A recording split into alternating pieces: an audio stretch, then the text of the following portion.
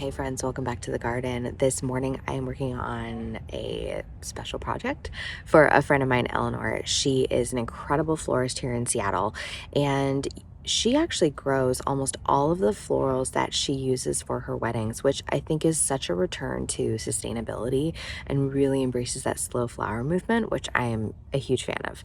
In any event, she has a giant wedding this weekend, and she was in need of some greens and remembered that my neighbor had a giant smoke bush that's actually, it's not even a shrub, it's a tree. It's like a full, like 14-foot tree. It's crazy. Anyways, she asked if she could borrow some cuttings from there. She was also looking for some Abelia. The birds are up and about, and the little kids across the street, they're so cute. It reminds me of when my babies were little. Anyways, she needs some Abelia, she needs some smoke bush, and she's also gonna have some dahlias from my cutting garden. So come along, we're gonna help a florist today. So to start, I am cutting from different parts of this giant cotinus or smoke bush. The parts at the top of the plant are that deep burgundy, but the cuttings from lower on the tree, kind of inside that shade canopy, bring in a deeper, rich green hue. Cutting from various parts of this plant will help Eleanor with that luscious, organic aesthetic that she is really known for.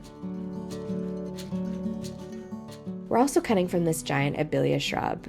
The glossy green leaf of the Abelia gives way to these tender buds that are dusted in mauve on the outside and almost have this antique rose color about them.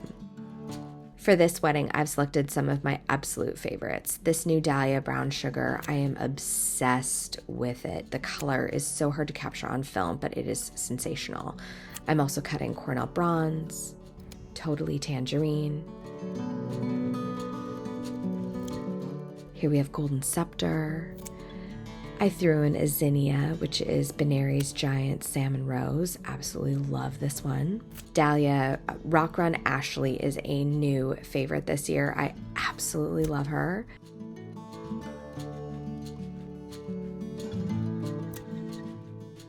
Beatrice is something that we used a lot last year in a bunch of her weddings, and I am bringing it back. It is sensational.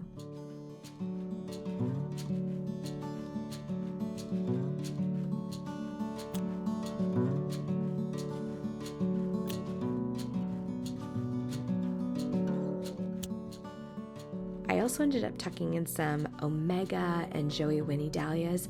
I was afraid these might hinge on too bright of a rose, but it actually ended up working beautifully in this color palette.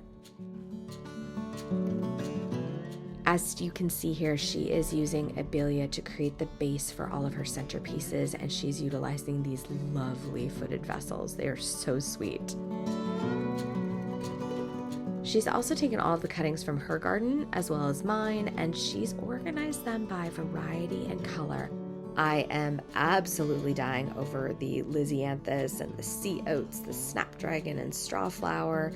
She's tucked in some gorgeous celosia, phlox, and nicotiana in that back corner. I even spied some little bunny tail grass in there. While a color is a bit off because we are here in her walk-in cooler, it just shows that fun little surprise that she likes to add. She's utilizing blackberries, and I am obsessed with an edible in a flower arrangement. And in the back of the cooler, you can really see how those big sweeping branches of the smoke bush are going to pack an incredible punch when she brings them into her installation. And here is a sneak peek of a focal centerpiece with those incredible, delicate garden roses. I am totally dying here.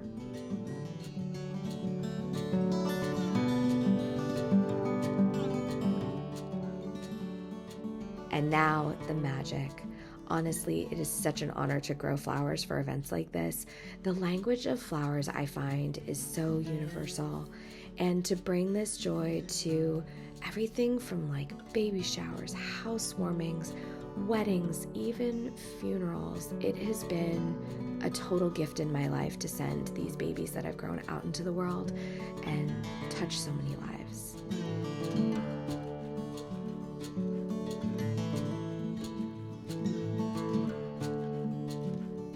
Thank you so much for coming along today on this journey of sending my flower babies out into the world.